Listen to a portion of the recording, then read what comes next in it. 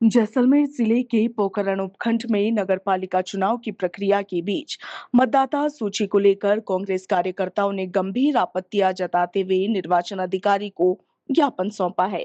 कार्यकर्ताओं ने मतदाता सूची में नाम हटाने, नए नाम जोड़ने और मतदाताओं के नाम दूसरे वार्डों में स्थानांतरित किए जाने को लेकर निष्पक्ष जांच की मांग की है। नगरपालिका प्रतिपक्ष नेता नारायण रंगा ने आरोप लगाए हैं कि एक ही वार्ड और एक ही मकान में 40-40 वोटर्स के नाम दर्ज किए गए हैं, जबकि कुछ लोगों के मकान नंबर तक उन्हें आवंटित नहीं किया गया है। उन्होंने कहा कि वार्ड संख्या 12, 13, 17, 18, 19, 20 और 25 सहित कई वार्डों में वोटर्स के नाम इधर-उधर दूसरे वार्डों में स्थानांतरित किए जाने की शिकायतें सामने आई है। कांग्रेस कार्यकर्ताओं ने आरोप ये भी लगाए हैं कि बीएलओ द्वारा वोटर लिस्ट में नाम जोड़ने के लिए आवेदन फॉर्म तो लिए जा रहे हैं, मगर आवेदकों को उसकी रसीद नहीं दी जा रही है। कार्यकर्ताओं ने आशंका जताई है कि राजनीतिक दबाव के चलते निर्वाचन संबंधी कार्य प्रभावित हो सकते हैं, जिससे निष्पक्ष चुनाव प्रक्रिया पर सवाल खड़े हो सकते हैं। ज्ञापन में मांग की गई कि वोटर लिस्ट में हाल ही में हटाए गए, जोड़े गए और स्थानांतरित किए गए सभी नामों की निष्पक्ष और तथ्यात्मक जांच करवाई जाए। इसके साथ ही पात्र मतदाताओं को अपने नाम और विवरण की जांच करने का पर्याप्त अवसर दिया जाए। यदि जांच में किसी भी अधिकारी या कर्मचारी की लापरवाही अथवा नियम विरुद्ध कार्रवाई सामने आती है तो नियमों के मुताबिक कार्रवाई की जाए। कांग्रेस कार्यकर्ताओं ने कहा कि निष्पक्ष मतदाता सूची ही स्वतंत्र और पारदर्शी चुनाव की पहली शर्त है। उन्होंने निर्वाचन अधिकारी से चुनाव प्रक्रिया को पूरी तरह निष्पक्ष और पारदर्शी बनाए रखने की मांग की है।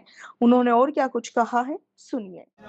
कांग्रेस पार्टी ने आज जो है एसडीएम साहब को इस मुद्दे को लेकर ज्ञापन दिया है कि बाजार में इस बात की चर्चा और इस बात के पैम्फलेट तक दे दिए गए कि बीएलओ बदल दिए जाएंगे, प्रगणक बदल दिए जाएंगे, क्योंकि अब स्थिति ये हो गई है कि पार्टी घबरा गई है।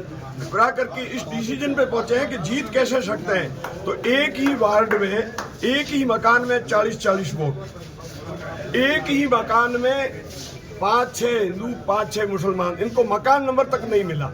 ये कहानी वार्ड नंबर 13 की है, ये कहानी वार्ड नंबर 12 की है, ये कहानी वार्ड नंबर 18 की है। वार्ड नंबर 19 से लेकर के 20 नंबर में ले जाकर के वोट डाल दिए और उनके चहेतों के जो वोट थे 20 नंबर में, उनको लाकर 19 नंबर में बिठा दिया, 18 में बिठा दिया। तो ये जो खेल चल रहा है वो इनकी बौखलाहट है और ये जीत का तरीका नहीं है। तो मैंने एसडीएम साहब से हमने ज्ञापन देकर के कहा है कि आप जो जिन जिन वार्डों की बात हम लोगों ने कही है उन पर आप जांच करवाएं।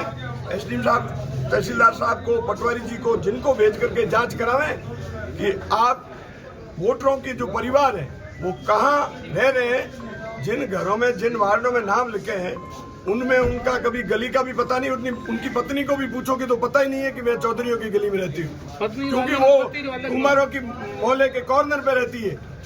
और उन्होंने इंटरेस्ट से ला करके जोड़ दिया इधर।